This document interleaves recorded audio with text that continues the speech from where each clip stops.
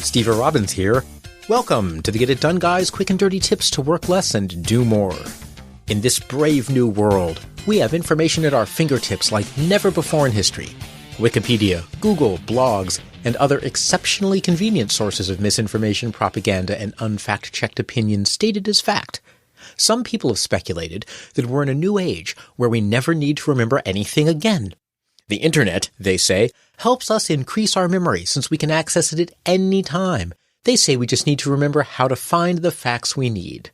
Those people know nothing about how the human brain works, and they're just wrong. Learning how to memorize is extremely important because what you know and remember forms the building blocks for your future creativity, your innovative thinking, and your problem solving. Yes, if you need to know who Edgar Allan Poe is, you can look him up. But if his poems are in your memory, you can be working on an unrelated problem and your unconscious mind will suddenly make a connection and find the answer in one of Poe's poems. How cool is that? The only question about how to memorize is how you get stuff into your memory efficiently so that you still have time to play Plants vs. Zombies before you go to bed. Wait.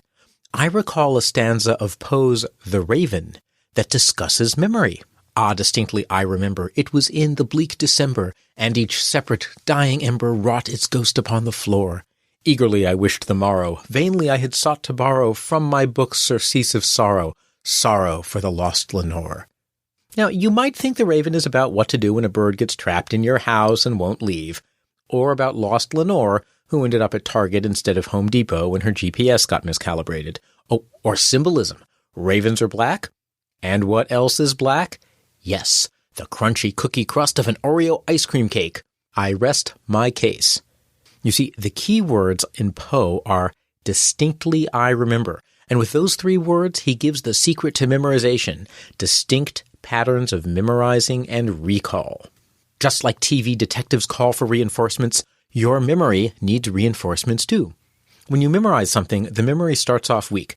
You haven't memorized it yet. And then it gets stronger and stronger. But then, after a while, it starts to fade. If you review the material just as it starts to fade, however, it will re-strengthen the memory. Only this time, the memory is stronger and will last longer. And then it will start to fade. But if you review the memory just as it starts to fade, it will get even stronger and last even longer. And so on. If you want to remember something, go through it with focused attention. Now, this means no multitasking while you learn. Pay close attention. Personally, I like to take notes longhand as I read. Engaging my body along with my mind seems to help me increase memory, so try to learn by taking notes and using your body.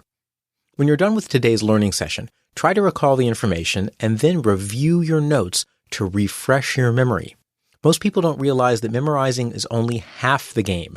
Practicing recall is also critical.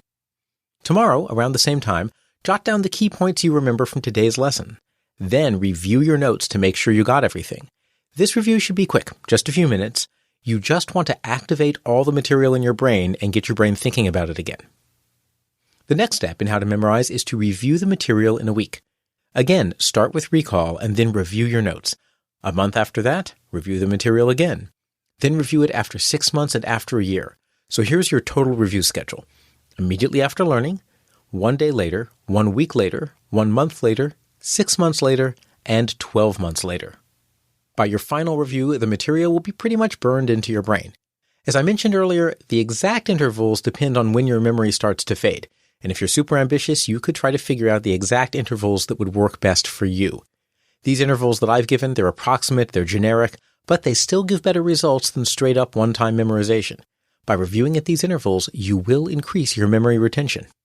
Interestingly, the opposite of this technique, which is marathon cramming sessions, does not work well to increase memory. Repetition separated by sleep cycles is what integrates material into your brain. That's how to memorize efficiently. Single-session marathon cramming can get a lot into your head for a test or another one-time event, but the information doesn't really become permanent. Very recent research is showing that what may help long-term memory formation is memory rehearsal during sleep. If you record what you're learning and play it back while you're sleeping, like, say, in a podcast format, it helps your brain memorize and consolidate the information. Now, it doesn't work for learning new material, but it does work for reinforcing something that your brain is already working on. If you want to increase memory and become awesome, having access to Google won't do it. You need to learn how to memorize information yourself so that your brain has it available at the right times. Take notes as you learn, then rehearse the recall and review the notes at intervals, a day, a week, month, 6 months, and a year. Don't cram, but if you really want to speed up memorization, listen to a recap of the material as you sleep. Soon, you'll be able to memorize an entire dictionary, a rhyming dictionary, just like Edgar Allan Poe, whom now I quoth, nevermore. This is Steve Robbins. You can find this episode's transcript with links to the memory and multitasking research at getitdone.quickanddirtytips.com. I help people build extraordinary lives and organizations. If you want to know more, visit steverobbins.com/LEL. That's STEVERROBBINS.com/LEL.